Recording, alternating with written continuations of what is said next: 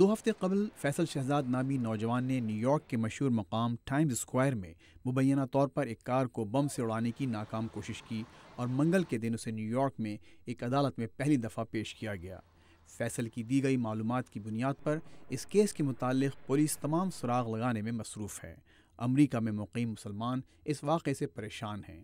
اس واقعے کے بعد اس شخص کے گھر پر بھی چھاپا مارا گیا۔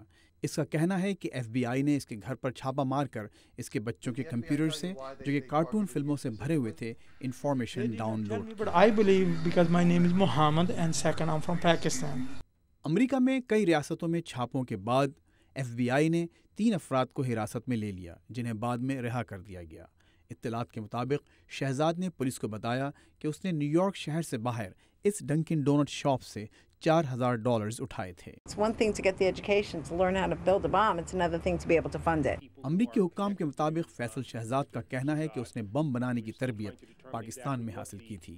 امریکی انتظامیہ نے اس کا الزام پاکستانی طالبان پر لگایا ہے، جو کہ پاکستان میں دہشت گردی کی ذمہ دار سمجھے جاتے ہیں۔ فلپ مرڈ امریکی تحقیقاتی ادارے ایف بی آئی کے نیشنل سیکیورٹی ڈویژن کے سابق سربراہ ہیں۔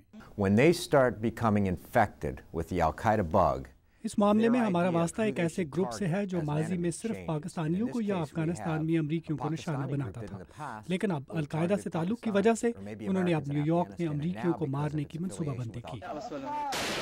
مٹ کو شبہ ہے کہ پاکستانی طالبان پر بڑھتے ہوئے ڈرون حملے ان کو امریکہ میں مزید حملوں کے لیے مجبور کریں گے، لیکن مٹ کو یقین نہیں کہ فیصل نے، جس کے والد پاکستان ایئر فورس کے ایک سابق اعلیٰ افسر ہیں، طالبان کی اعلیٰ قیادت سے تربیت حاصل کی ہوگی۔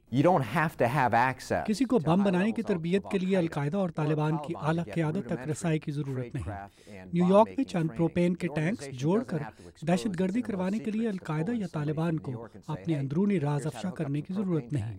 بامنگ کی اس ناکام کوشش کے بعد صدر اوباما نے نیو یارک پولیس کو فیصل کی گرفتاری پر مبارکباد دی۔ امریکی حکام اور تجزیہ کاروں کے نزدیک پاکستانی طالبان کے خلاف سرحدی علاقوں میں پاکستان کی کارروائیاں ناکافی ہیں۔ اوباما انتظامیہ کے اعلیٰ عہدیدار، نیشنل سیکیورٹی ایڈوائزر جم جونز اور سی آئی اے کے ڈائریکٹر لیون پینیٹا نے پاکستان کے ہنگامی دورے میں صدر زرداری اور دیگر حکام سے اطلاعات کے مطابق اس مسئلے پر بات کی ہے۔